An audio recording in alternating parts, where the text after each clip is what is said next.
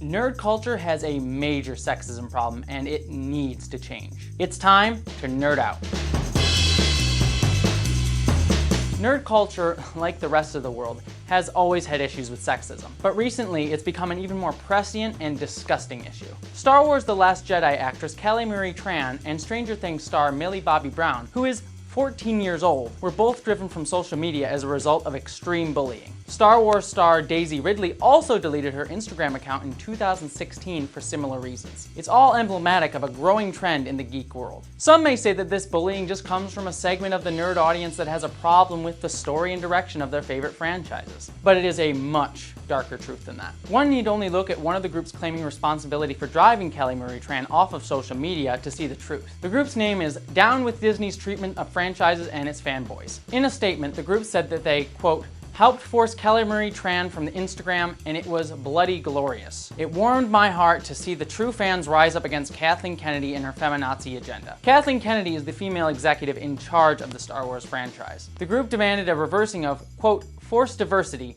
and to go out there and show them what a real Star Wars fan looks like. Bring back the straight white male hero. Those words and pride in attacking someone is disgusting. And it's not just exclusive to Star Wars. Similar attacks and criticisms were leveled at the new Star Trek series, which features a black woman lead and gay men as part of the supporting cast. These attacks have also occurred in many series that have featured non-straight white male heroes. It's clear that what these fans, and I use that word loosely because these people are not really fans, are really retaliating against what they see as a shift in nerd culture to focus on people other than straight white male characters. They see things like Disney's Star Wars films, all but one of which having featured a female lead, as an attack against them. For one, this isn't true. One need only look as far as the biggest geek franchise in the world, the Marvel franchise, that only one of their films has focused on a non-straight white male lead. And the same is true for numerous other franchises. And secondly, and way more importantly, increasing diversity and representation on screen is a great and amazing thing. But these people don't see it that way. Why is that? Well, it's a mix of many different aspects, but one of the main reasons is the concept of nerd entitlement. Nerd entitlement is the idea that straight white male geeks are the driving force of geek culture, and therefore are entitled to be the focus of all nerd-related media. Why should a geek story be focused on anything other than the men who make up the community? How can they possibly identify into a story that they aren't the center of? This mindset is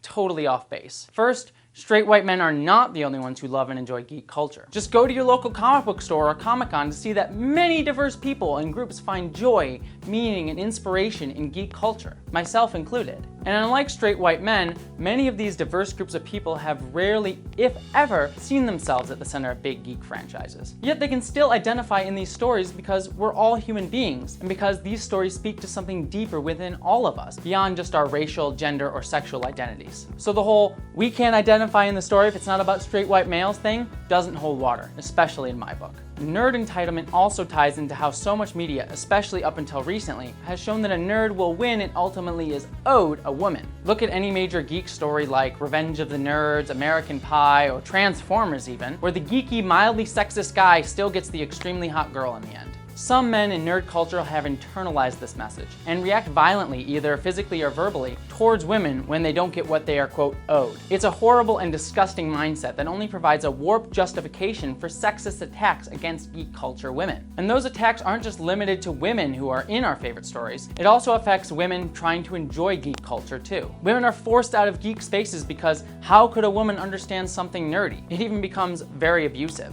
Look at the recent allegations of sexual harassment and abuse against Nerdist founder Chris Hardwick to see that this is a problem that goes all the way from the very bottom to the very top of the nerd world. I'll say from personal experience that some of the most devoted and intense geeks that I know are not cisgendered, are not straight, are not white, and not males. It's also extremely important to note that while I'm currently focusing on the sexism aspect of this, racism plays a very large role in their thought process as well. And it's the job of white allies like myself to call out other white people when they are racist. And similarly, it's the job of other straight white males in the nerd community to call out their peers for their sexism and racism. We need to work together to show that the geek community is more than just about science fiction or fantasy. It's about upholding the ideals that our favorite fandoms represent: respect, justice, love, and the betterment of the world for everyone, no matter who you are.